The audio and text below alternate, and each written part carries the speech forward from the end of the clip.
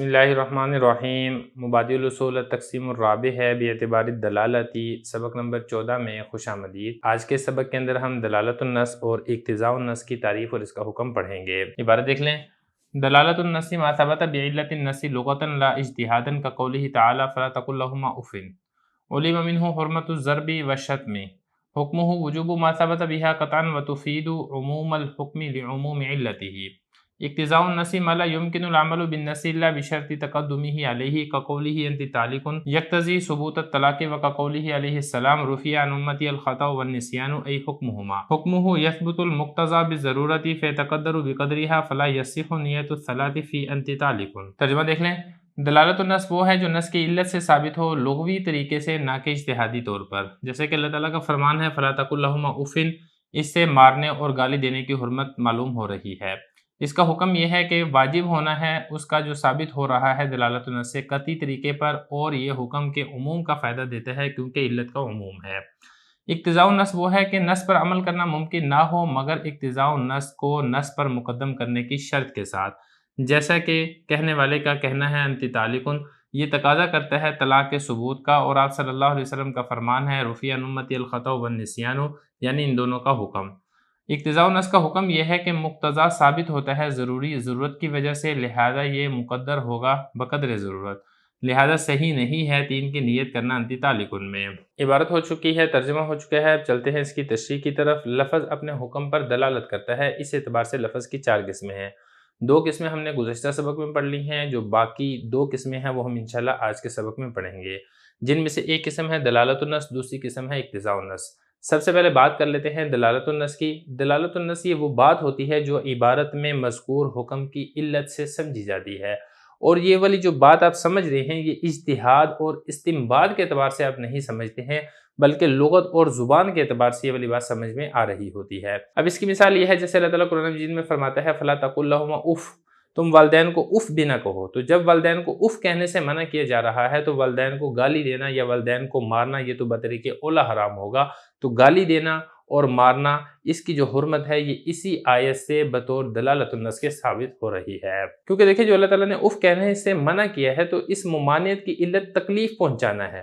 اور یہ جو علت ہے یہ ہر صاحب زبان سمجھتا ہے، لہذا اس علت کی وجہ سے مارنا اور گالی دینا اس میں تو بطریق اولا یہ والی علت پائی جا رہی ہے۔ ظاہر ہے اف کہنے سے یا کوئی ایسا کلمہ کہنے سے جن کو ان کو اذیت پہنچ رہی ہے تو گالی دینے سے تو ان کو بطریق اولا اذیت پہنچے گی، اسی طریقے سے مارنے سے تو ان کو اور بھی زیادہ اذیت اور تکلیف پہنچے گی، تو علت کی وجہ سے یہ جو دونوں چیزیں ہیں یہ حرام ہوں گی، اور یہ والی بات بطور دلالت النص کے ثابت ہوگی۔ عبارت دیکھیں، فرما رہے ہیں کہ دلالت النص وہ ہے جو نص کی علت سے ثابت ہو رہی ہو لغوی اعتبار سے، اجتہاد کے ذریعے نہیں۔ ایک چیز ہوتی ہے جو آپ اجتہاد کر کے نص سے ثابت کرتے ہیں، وہ نہیں، بلکہ جو لغوی طریقے سے جو آپ نص کی علت سے معلوم کرتے ہیں اس کو دلالت النص کہا جاتا ہے، جیسا کہ اللہ تعالیٰ کا فرمان ہے فلا تقل لهما اف۔ اب اس سے معلوم ہو رہی ہے ضرب مارنے کی حرمت اور شتم گالی دینے کی حرمت، اسی فلا تقل لهما اف اسی آیت سے بطور دلالت النص کے ثابت ہو رہی ہے۔ دلالت النص کا حکم سمجھ لیں کہ جو بات دلالت النص سے ثابت ہو رہی ہے اس پر قطعی طریقے سے عمل کرنا واجب ہے، اور عبارت النص میں مذکور حکم کی علت اگر عام ہے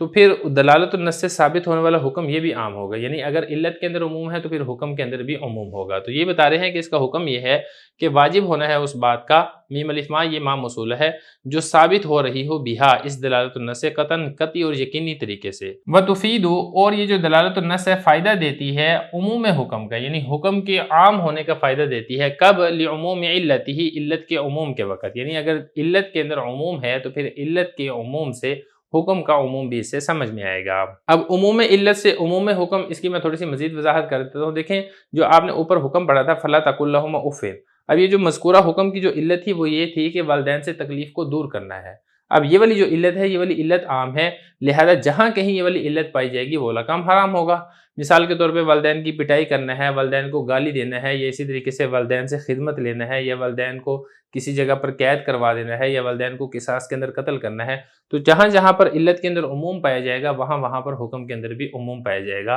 اور وہ حکم ناجائز اور حرام ہوگا۔ چوتھی اور آخری قسم دیکھ لیں اقتضاء النص۔ اقتضاء اس کا مطلب ہوتا ہے چاہنا، اور اقتضاء النص کا مطلب یہ ہوگا نص کا چاہنا، نص کا تقاضا کرنا۔ اصل میں یہ ایک اضافی معنی ہوتا ہے جس کو آپ نص سے پہلے مقدم مانتے ہیں، کیونکہ جب تک آپ اس اضافی معنی کو نص سے پہلے مقدم نہیں مانیں گے، کلام سے پہلے مقدم نہیں مانیں گے، تو کلام کا معنی درست نہیں ہوگا اور کلام کے اوپر عمل کرنا یہ ممکن نہیں ہوگا۔ مثال کے طور پہ کوئی شخص اپنی بیوی کو کہتا ہے انتی طالقن، یعنی تو صفت طلاق کے ساتھ متصف ہے۔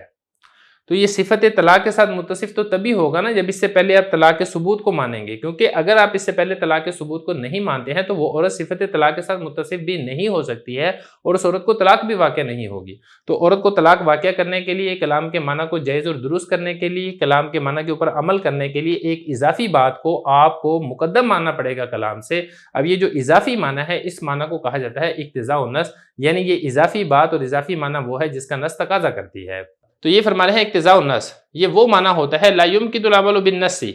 کہ نص پر عمل کرنا ممکن نہیں ہوتا ہے الا بشرط تقدمہ، مگر اس کو مقدم ماننے کے ساتھ علیہ، اس پر۔ کس پر مقدم ماننے کے ساتھ؟ اس کی تھوڑی ضمیریں دیکھ لیں۔ تقدمہ میں جو ہی ضمیر ہے یہ وہ اضافی معنی ہوتا ہے جس کو آپ پہلے مقدم مانتے ہیں۔ کس پر مقدم مانتے ہیں؟ علیہ، نص پر، یعنی نص سے پہلے ایک اضافی معنی ہوتا ہے جس کو اقتضاء النص کہا جاتا ہے، وہ نص پر مقدم ہوتا ہے، کیونکہ جب تک آپ اس کو مقدم نہیں مانیں گے کلام کا معنی نہ تو درست ہوگا اور نہ ہی نص پر عمل کرنا ممکن ہوگا۔ اس کی مثال یہ ہے جیسے کہ انتی طالقن، اب یہ تقاضا کرتی ہے ثبوت طلاق کا، یعنی عورت کو پہلے طلاق دی جا چکی ہے، پھر ہی آپ عورت کو انتی طالقن کہہ سکتے ہیں کہ تو طلاق کی صفت کے ساتھ موصوف ہے، کیونکہ اگر اس نے اس کو پہلے طلاق نہیں دی ہے تو پھر اس کو انتی طالقن کہہ بھی نہیں سکتا ہے۔ تو صفت طلاق پہلے پائی جائے گی۔ کیوں پائی جائے گی؟ کیونکہ انتی طالقن یہ ایسا کلام ہے، اس کا معنی اس وقت تک درست نہیں ہو سکتا ہے جب تک اس عورت کے لیے طلاق پہلے سے ثابت نہ کی جائے۔ یہ اسی طرح آپ صلی اللہ علیہ وسلم کا فرمان ہے رفیہ، اٹھا دی گئی ہے میری امت سے خطا اور نسیان۔ اب یہاں پہ دیکھیں میری امت سے خطا اور نسیان اٹھا دی گئی ہے، اس کا کیا مطلب ہے؟ کہ میری امت بھول نہیں سکتی ہے، میری امت سے خطا نہیں ہوتی ہے، میری امت سے نسیان نہیں ہوتا ہے۔ اگر اس کا مطلب یہ ہے تو پھر معنی درست ہی نہیں ہے، کیونکہ امت سے تو بکثرت خطا بھی ہوتی ہے، بکثرت نسیان بھی ہوتا ہے۔ تو یہ والا معنی تبھی درست ہوگا جب آپ اس سے پہلے ایک اقتضاء النص کے طریقے سے حکم، اس کو آپ مقدر مانیں گے، یعنی میری امت سے خطا اور نسیان کا حکم اٹھا دیا گیا ہے کہ اگر میری امت خطا کرے گی، اگر میری امت سے نسیان ہو جائے گا تو اس کا حکم اس کے اوپر نافذ نہیں ہوگا، اللہ تعالیٰ اس پر مواخذہ اور پکڑ نہیں کریں گے۔ تو یہ جو حکم ہے یہ اقتضاء النص کے طریقے سے ثابت ہے، کیونکہ اگر آپ حکم کو مقدر نہیں مانتے ہیں تو پھر یہ والی جو نص ہے اس کا معنی ہی درست نہیں بنتا۔ اس کا مطلب تو یہ بنے گا کہ میری امت سے نہ تو غلطی ہوتی ہے اور نہ ہی میری امت سے نسیان بھول چوک ہوتی ہے، حالانکہ امت سے دونوں کام ہوتے ہیں۔ حکم ہو، اس کا حکم یہ ہے کہ مقتضا ثابت ہوگا ضرورت کی وجہ سے، لہذا بقدر ضرورت ثابت ہوگا۔ دیکھیں ایک عربی کا اصول ہے الضرورۃ تتقدر بقدر ضرورہ، جو چیز کسی مجبوری کی وجہ سے ثابت ہوتی ہے وہ بقدر ضرورت ہی لی جاتی ہے، ضرورت سے بڑھ کر اس چیز کو نہیں لیا جاتا ہے۔ مثال کے طور پہ کوئی شخص بھوک کی وجہ سے مر رہا ہے، اگر وہ کھانا نہیں کھاتا ہے تو وہ فوت ہو جائے گا بھوک کی وجہ سے۔ اب اس کے سامنے سور ہے تو وہ سور کھا سکتا ہے، لیکن اب اس میں صرف سور اتنا وہ کھا سکتا ہے کہ جس سے اس کی جان بچ جائے، کیونکہ اگر اس سے زیادہ کھائے گا تو پھر اس کے لیے جائز اور درست نہیں ہوگا۔ وجہ یہ ہے کہ یہاں پر جو سور کا گوشت کھایا جا رہا ہے وہ ایک ضرورت اور مجبوری کی وجہ سے کھایا جا رہا ہے، لہذا جتنے سے ضرورت پوری ہو جائے گی صرف اتنی حد تک اس کا گوشت کھایا جائے گا۔ تو یہاں پر اقتضاء النص میں جو اضافی اور زائد معنی ہوتا ہے جس کو مقتضا اسم مفعول کے وزن کے اوپر پڑھا جاتا ہے، وہ بھی ایک ضرورت اور مجبوری کی وجہ سے لیا جاتا ہے، لہذا یہاں پر بھی جتنے سے وہ ضرورت پوری ہو جائے، جتنے سے اس مجبوری کو پورا کر لیا جائے، صرف اس حد تک ہی اس معنی کو لیا جائے گا، اس سے بڑھ کر اس کو نہیں لیا جائے گا، کیونکہ اصول یہ ہے الضرورۃ تتقدر بقدر الضرورہ۔ تو یہ فرما رہے ہیں کہ اس کا حکم یہ ہے یثبت المقتضا، مقتضا یعنی وہ جو زائد اور اضافی معنی ہے وہ چونکہ ضرورت کی وجہ سے، مجبوری کی وجہ سے ثابت ہوتا ہے، لہذا یتقدر، وہ مقدر ہوگا بقدرہا، بقدر ضرورت،